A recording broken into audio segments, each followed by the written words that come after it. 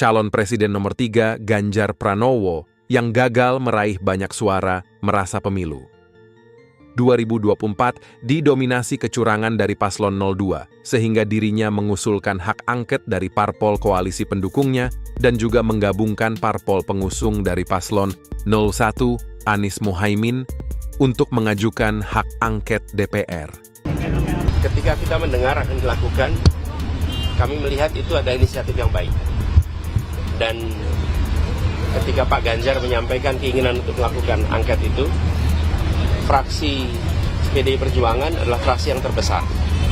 Kami yakin bahwa koalisi perubahan, Partai Nasdem, Partai PKB, Partai PKS akan siap untuk bersama-sama. Jadi siap, saya memandang dengan adanya inisiatif angket, proses di DPR bisa berjalan, kami siap dengan data-datanya.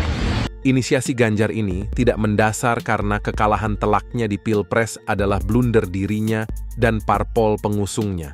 Suaranya di hampir seluruh TPS di Indonesia memang anjlok, bukan karena ada kecurangan. Masyarakat Indonesia menilai gestur dan sikap Ganjar selama menjadi gubernur dan selama debat.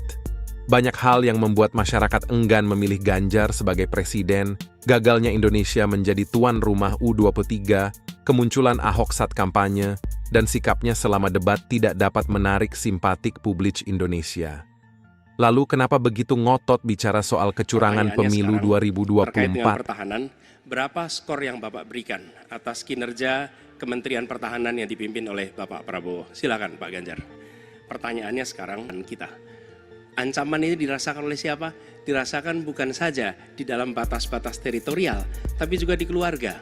Bagaimana ancaman atas penipuan online, bagaimana ancaman atas peretasan, bagaimana ancaman atas judi online, bagaimana ancaman-ancaman terorisme.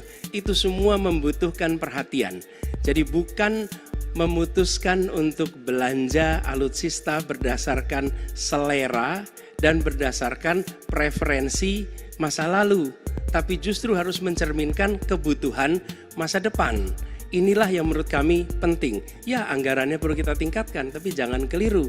Ancamannya juga mengalami pergeseran. Jadi itulah sebabnya mengapa kita melihat perlunya ada strategi yang baik. Supaya apa? Supaya kekuatan yang kita miliki mereka bisa bekerja dengan optimal, tidak sia-sia. Lalu Pak Prabowo yang saya hormati, ini bukan soal pribadi, ini soal negara, ini soal policy. Penjelasannya ya di tempat ini, bukan di ruang-ruang tertutup yang tidak diketahui oleh publik.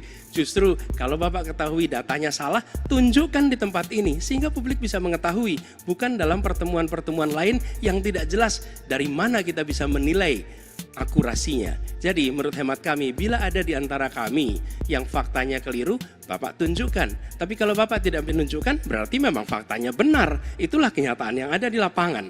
Dan ini juga yang selalu kami gunakan. Namun Ganjar paling sibuk menginisiasi DPR terutama dari koalisi pendukungnya untuk mengajukan hak angket. Di sisi lain, koalisi pendukung Prabowo Gibran kompak akan menolak hak angket DPR. Justru Ketua Partai Demokrat AHI mengatakan kepada paslon lainnya untuk segera move on, sebagaimana dikutip dari harian Kompas.com. Terima kasih sudah nonton, jangan lupa like, komen, dan subscribe.